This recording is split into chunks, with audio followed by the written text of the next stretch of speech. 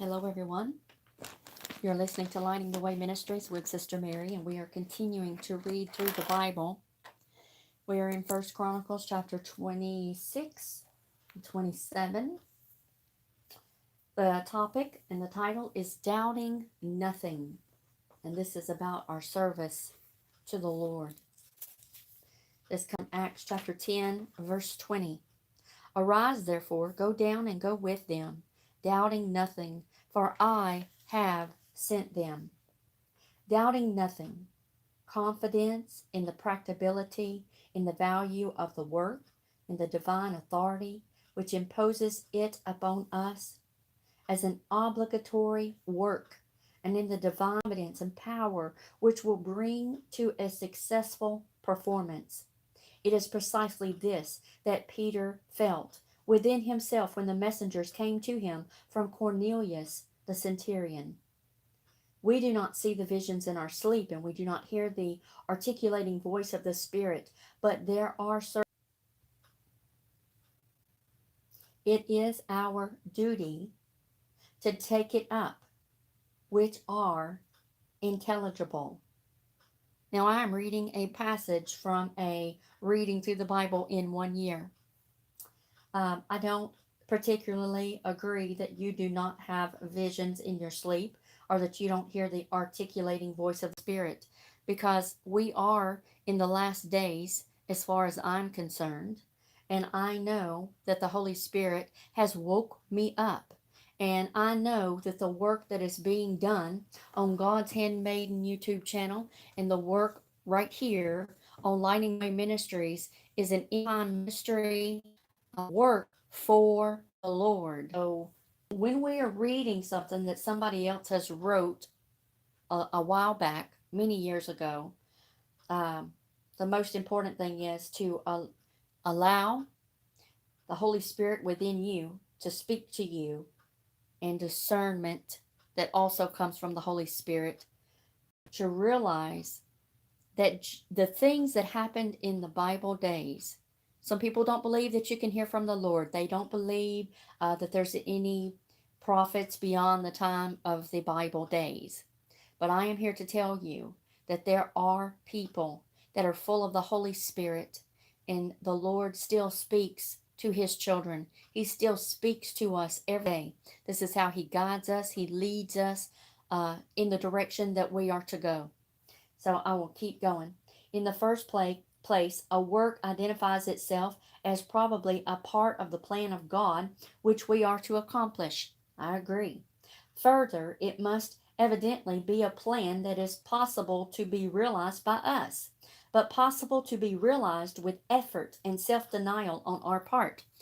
I believe that you hear from the Lord when you pray, and I will say a time of supplication, meaning that you are devoted to the Lord above all else. Again, it is an indication of God's plan that we participate in a particular work which He assigns us. When the call for it comes unexpectedly, not by prearrangements of ours, but in the development of agencies and energies which are outside ourselves altogether. Then finally, when the impression is burned in upon the mind day after day, week after week, an ever deepening sense of duty concerning that work, that is God's voice, the voice of the Spirit to us. I agree. If God's called you to do a certain thing, He will open the doors for you to do it. He will equip you, and He will give you wisdom and knowledge in where you are supposed to step out and to go. He will lead you to people that need to be spoken to. He will put them in your path. And it could be by coincidence, but that's the way that our God works. And He does have a purpose and a plan for every soul on this earth. But we, as we're given freedom to choose who we serve. But when we choose the Lord, He will put you on that path that you are to be on to accomplish His purpose and His will here on this earth. So once again, we're going to be reading through Chronicles, and I will attempt to get through the first Chronicles. This is 26 and 27, and then I believe there's one more, 28 and 29, and then we will be going into Second Chronicles later on. So again, as I'm reading, I do not know the pronunciations of all these names, but I will do my very best, so that the Lord, in His revealing these words and these names, He had a purpose. And Father, I just pray that you give us wisdom as we read, Lord, to understand all your ways and all your purposes in what we do and what we read, Father. So First Chronicles chapter 26, concerning the divisions of the porters of the Korhites was Meshelemiah, the son of Koor, of the sons of Asaph, and the sons of Meshelemiah were Zechariah the firstborn, Zediel the second, Zebediah the third, Zathniel the fourth, Elam the fifth, Jehohanan the sixth, Elioenai the seventh. Moreover, the sons of Obed Edom were Shemaiah the firstborn, Zehozabad, and the second Joah, the third, and Sakhar the fourth, and Nathaniel the fifth, Amiel the sixth, Issachar the seventh, Peuel Thea the eighth. For God blessed him. Also unto Shemaiah his son were sons born, that ruled throughout the house of their father, for they were mighty men of valor. The sons of Shemaiah, Othni, and Raphael, and Obed, Elzabad, whose brethren were strong men, Elihu, and Samachiah. All these of the sons of Obed Edom. They are their sons and their brethren, able men for strength and for service. For the service were threescore and two of Obedem. And Meshelemiah had sons and brethren, strong men, 18. Also Hosea, or Hosea, of the children of Merari, had sons, Shimri the chief. For though he was not the firstborn, yet his father made him chief. Hilkiah the second, Tabaliah the third, Zechariah the fourth, and the sons and the brethren of Hosea were 13. Among these were the divisions of the porters, even among the chief men, having wards one against another to minister in the house of the Lord. And they cast lots as well, the small as the great, according to the house of their fathers, for every gate. And the lot eastward fell to Shelemiah, or Shelemiah. Then for Zechariah his son, a wise counselor, they cast lots, and his lot came out northward to Obed Edom southward, and to his sons the house of Asapim, and to Shephem and Hosea the lot came forth westward, with the gate Shalashith, by the causeway of the going up, ward against ward, ward against ward. Eastward were 6 Levites, northward for a day, not for a day, but the number 4 a day, southward 4 a day, and toward Asupim 2 and 2, at Parbar westward, 4 at the causeway and 2 at Parbar. These are the divisions of the porters among the sons of Koor, and among the sons of Merari. And the Levites, Ahijah was over the treasures of the house of God, and over the things and the treasures of the dedicated things. As concerning the sons of Laadan, the sons of the Gershonite, Laadan chief fathers, even of Laadan the Gershonite, were Zahili. The sons of Zahili, Zethem, and Joel, his brother, which were over the treasures of the house of the Lord.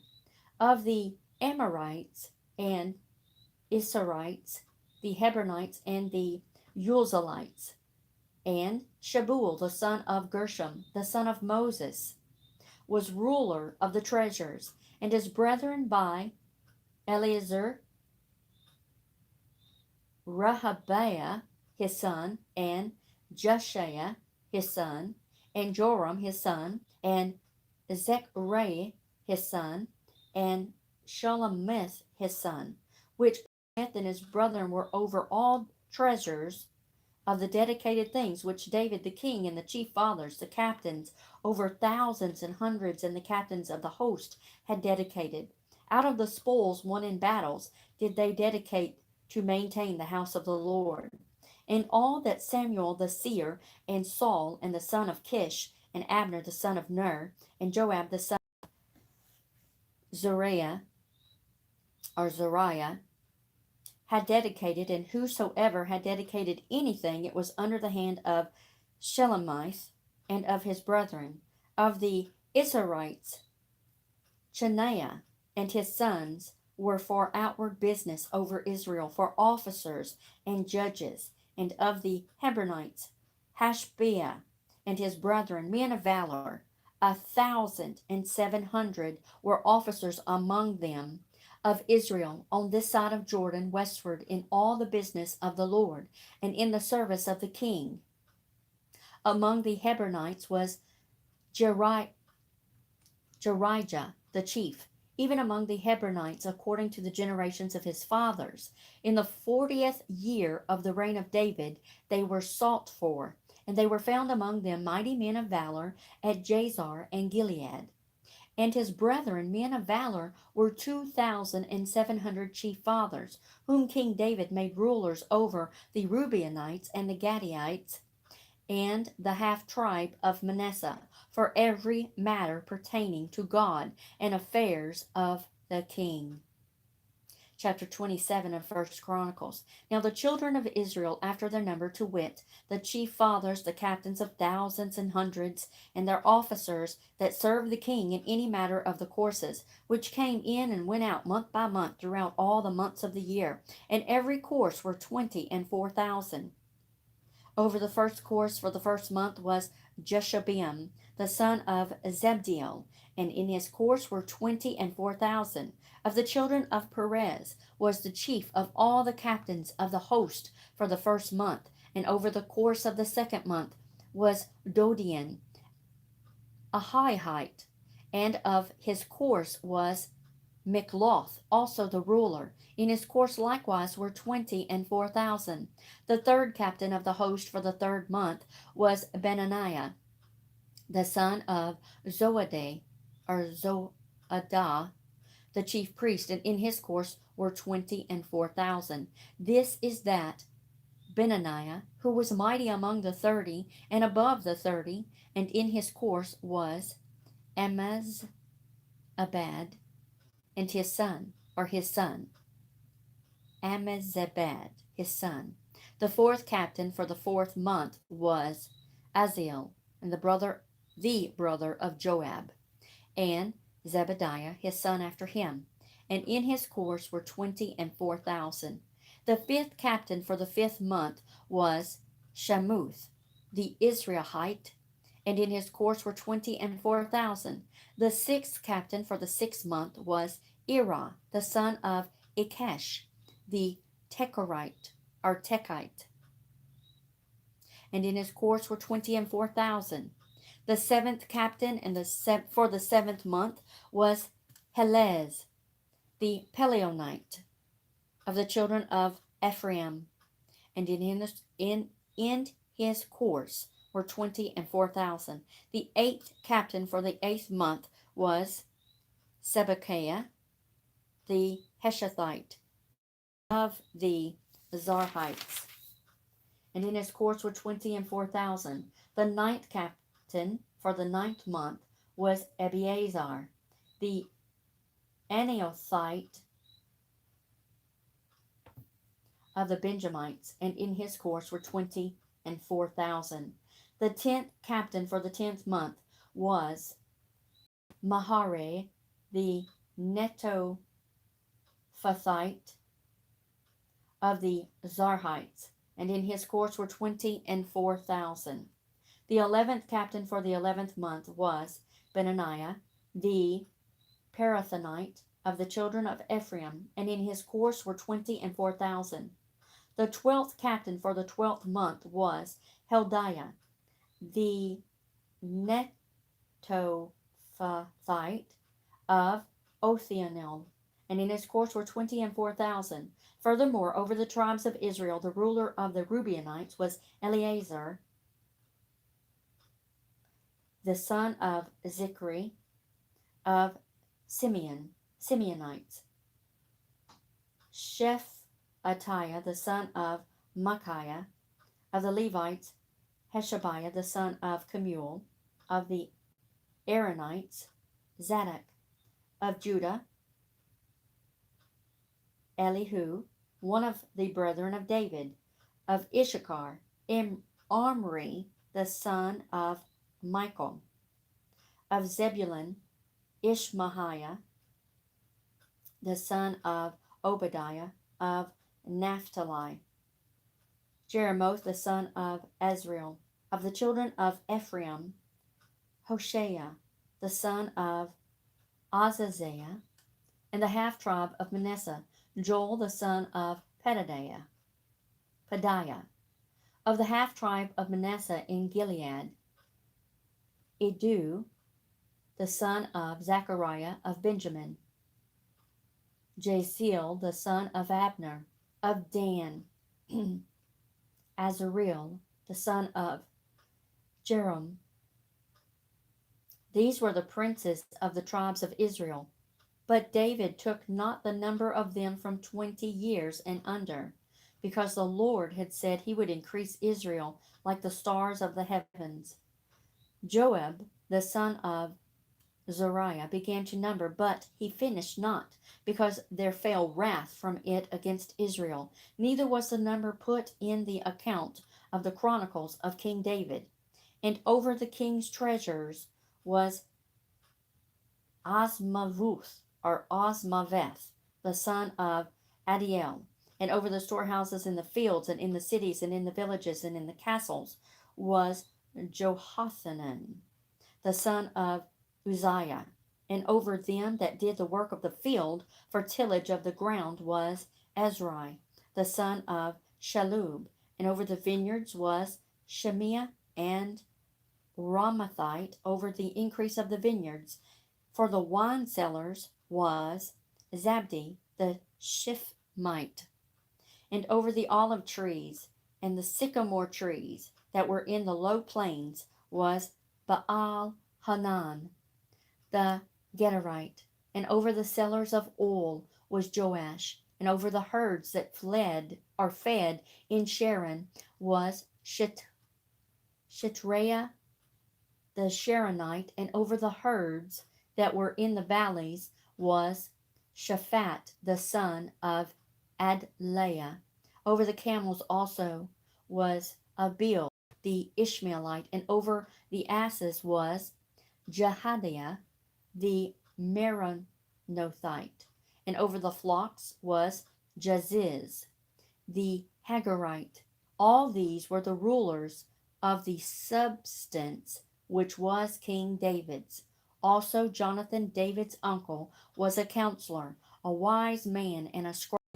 And Jehiel, the son of Hachmoni, was with the king's sons. And Ahithophel was the king's counselor. And Hushai the Archite was the king's companion. And after Ahithophel was Joadiah, or Joaday, the son of Benaiah, and Abiathar, and the general of the king's army was Joab.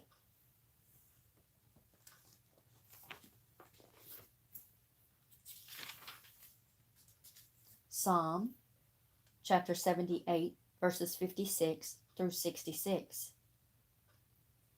Yet they tested and provoked the Most High God, and did not keep his testimonies, but turned back and acted unfaithfully like their fathers. They were turned aside like a deceitful bow, for they provoked him to anger with their high places, and moved him to jealousy with their carved images. When God heard this, he was furious, and greatly abhorred Israel, so that he forsook the tabernacles of Shiloh, the tent he had placed among men, and delivered his strength into captivity, and his glory into the enemy's hand. He also gave people over to the sword, and was furious with his inheritance.